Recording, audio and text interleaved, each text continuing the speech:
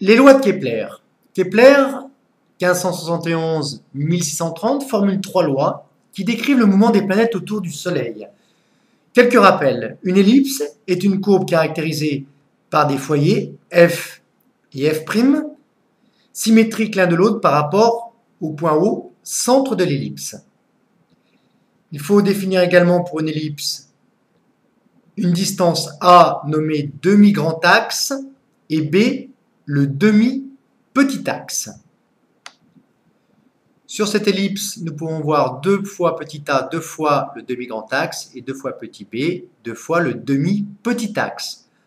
Un point M quelconque de l'ellipse vérifie l'expression suivante. Distance Fm plus distance MF' égale 2 fois la distance correspondant au demi-grand axe. Donc remarque, le cercle est une ellipse particulière pour laquelle les foyers sont confondus, les foyers F et F'. Le demi-grand axe et le demi-axe ont même valeur, A égale B égale R, rayon du cercle.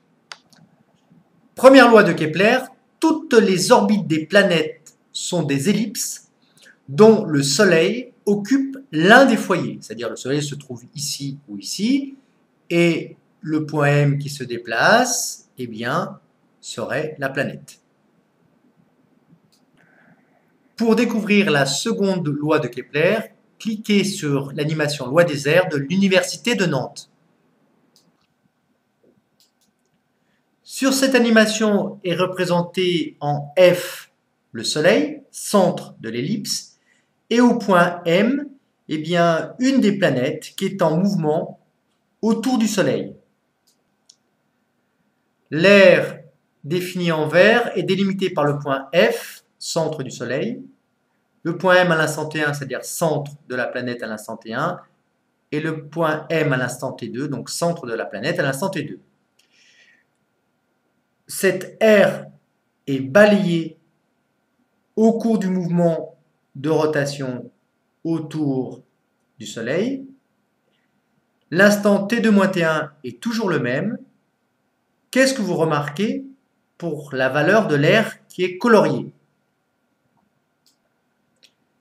Eh bien, nous remarquons que l'aire coloriée vaut toujours la même valeur, 1,23 cm². Par conséquent, l'aire balayée entre T1 et T2 est toujours la même.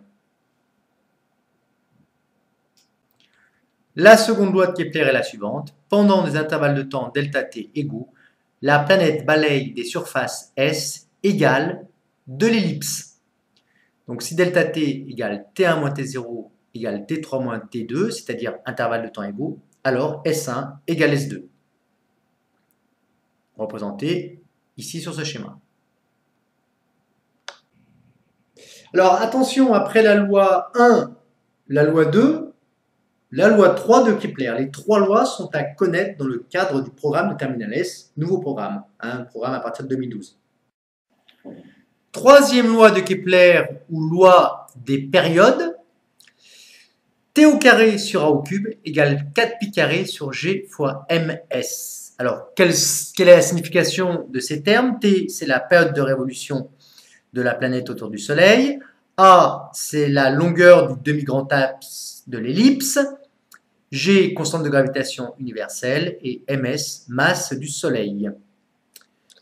Dans le cas particulier où l'ellipse est un cercle, le demi-grand axe est égal au rayon de l'orbite circulaire. La période de révolution de la planète vaut t carré sur r au cube égale 4pi carré sur g fois ms, masse du Soleil, ce qui nous donne t égale 2pi fois racine carrée de r au cube sur gms. On retrouve l'expression de la période démontrée avec la seconde loi de Newton dans le cas des satellites de la Terre. ms est alors remplacé par mt.